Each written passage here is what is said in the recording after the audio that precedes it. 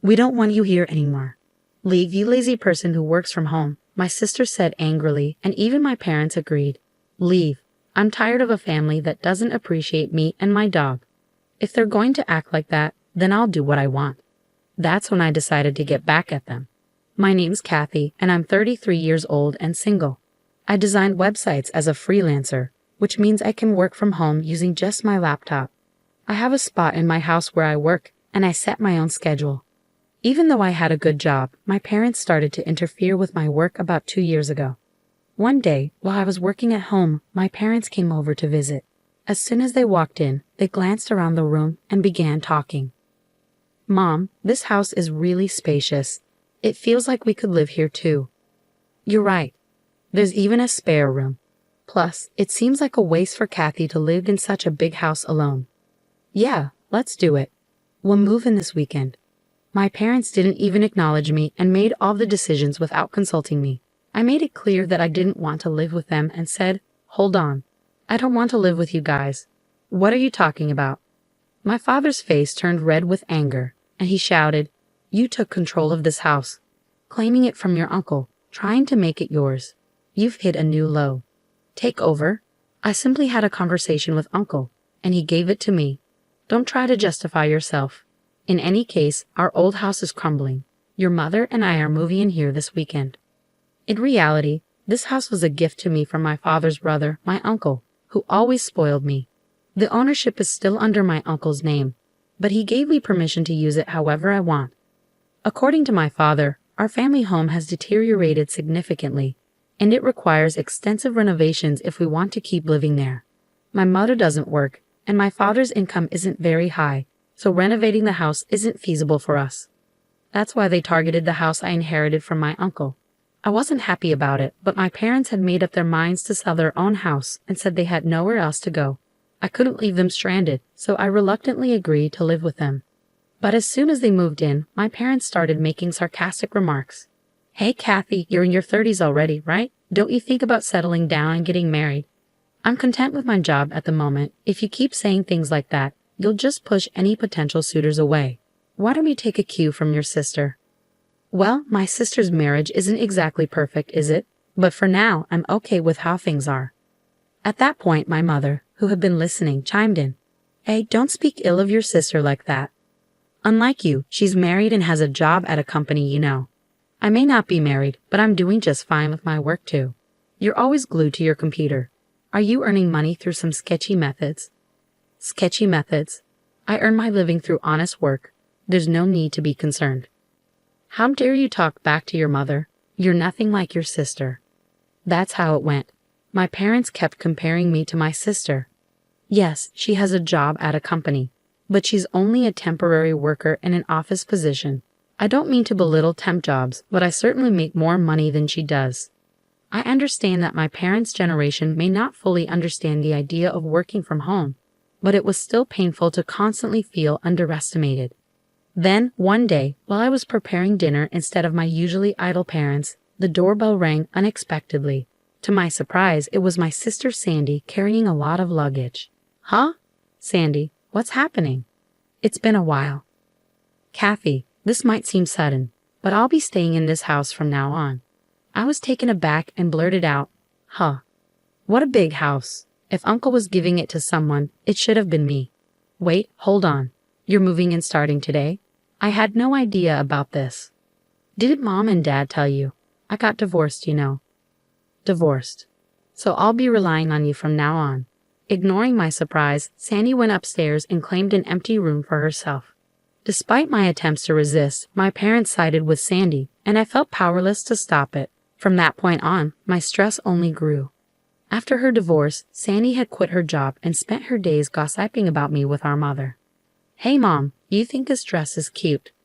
"Oh, absolutely, Sandy. You look so pretty. It suits you perfectly." "Do you agree? It's definitely not something Kathy would wear, right?" "Well, Kathy is more on the simple side. That's probably why she's having trouble finding a job. She just stays home and plays online." "Mom, you can't just say things like that."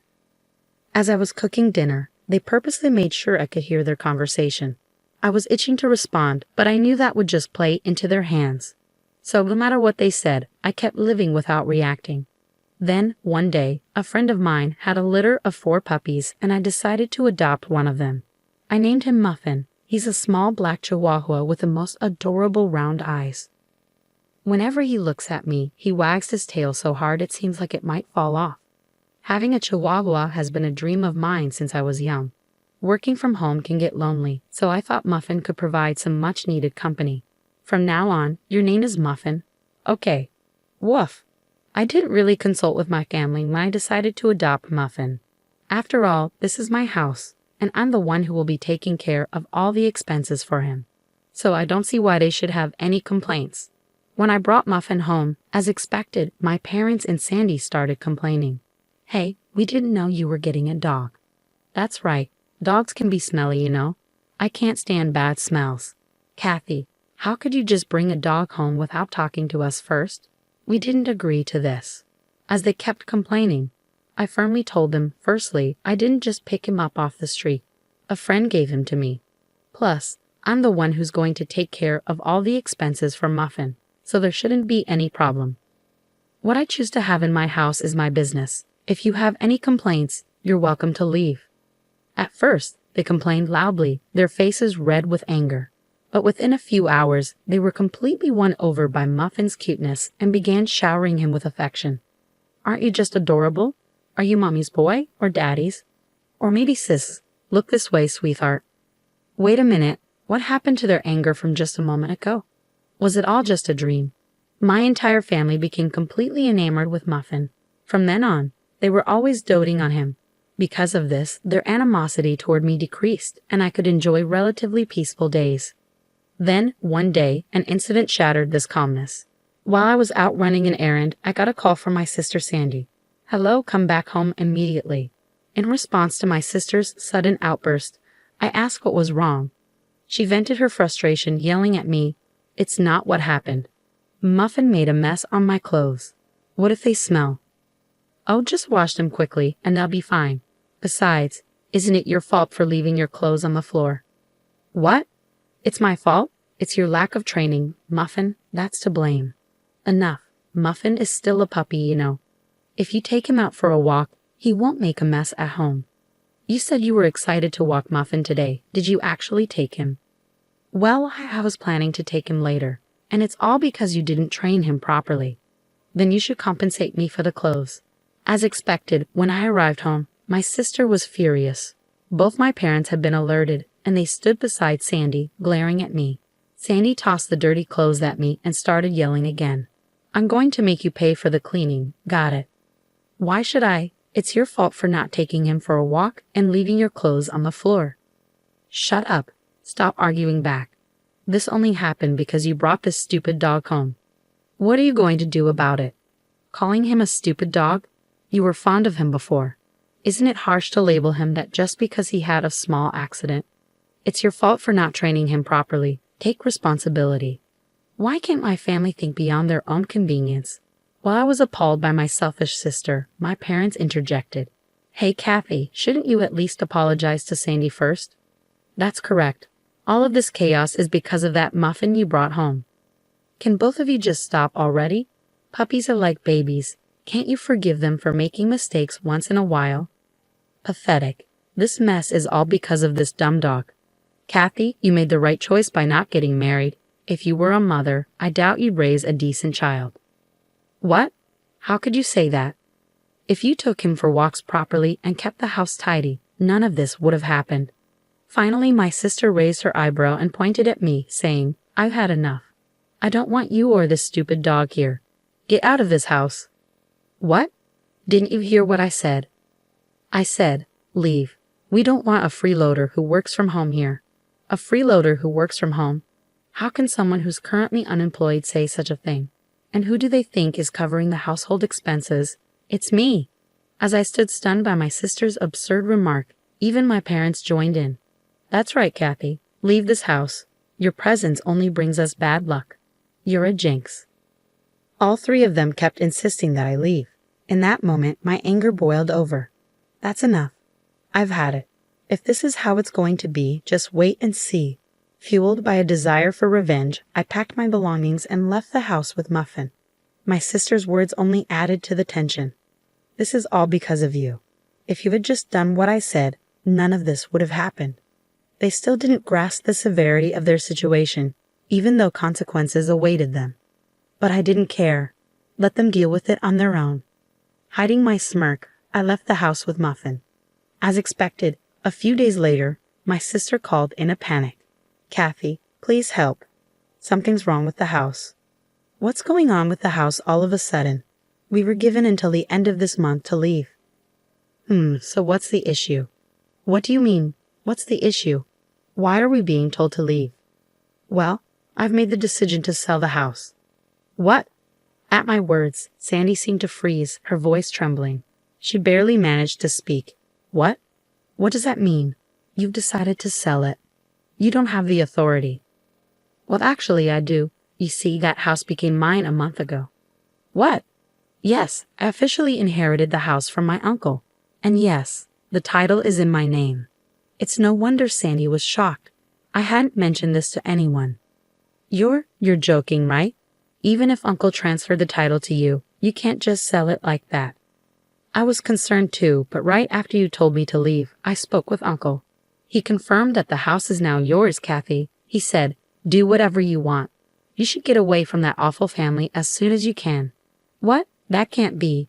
Whether they had been listening to my conversation with Sandy on speakerphone or not, my parents began to protest. "Kathy, stop this nonsense. We have nowhere else to go if we leave this house." "That's correct. It's unthinkable to treat your own family like this. If you're a good daughter, show some respect to your parents." "Respect?" I questioned them quietly. "What are you talking about? You've always favored Sandy over me. Who do you think has been supporting your lives for the past few years? You all had nowhere to go, so I reluctantly let you move in with me." With an unusually firm tone, my parents were left speechless. Without waiting for a response, I continued. "Who treated me and Muffin like burdens and kicked us out? It was all of you, wasn't it? Trying to find happiness by forcing out the original resident is shameless. You people belong in hell." At my outburst, my father pleaded, "Please help us. We're sorry." "I don't care. Figure it out on your own, you fools."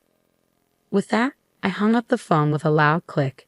Then I blocked every family member's contacts. Seeing me raise my voice, Muffin looked up at me with a worried bark. "I'm sorry, Muffin, for shouting. It's okay now. I'll protect you. I'm really glad I could rescue you from that family that treated you so poorly." Later on, it seems my parents and sister were forced to leave the house at the last minute despite their desperate attempts to cling to it. With my father's meager income and my unemployed mother and sister, it's unlikely they can lead a decent life. Rumor has it that my sister is constantly being pressured by my parents to find a job. Their family dynamics seem to be deteriorating by the day. Although I have no interest in how they're doing, it's clear that their living situation has worsened since I left. It's a classic case of getting what they deserve. They brought it upon themselves. Meanwhile, I'm enjoying my days filled with joy with my beloved dog in a new pet-friendly apartment. I can work whenever I please, and there's no one to complain about it anymore. I can use my earnings solely for myself and my dog. I'm incredibly content with my life now. Muffin, let's head to the dog park today. Woof. Muffin seems more lively. Maybe it's because that noisy family is gone. From now on, I want to protect Muffin for the rest of our lives and lead a peaceful existence.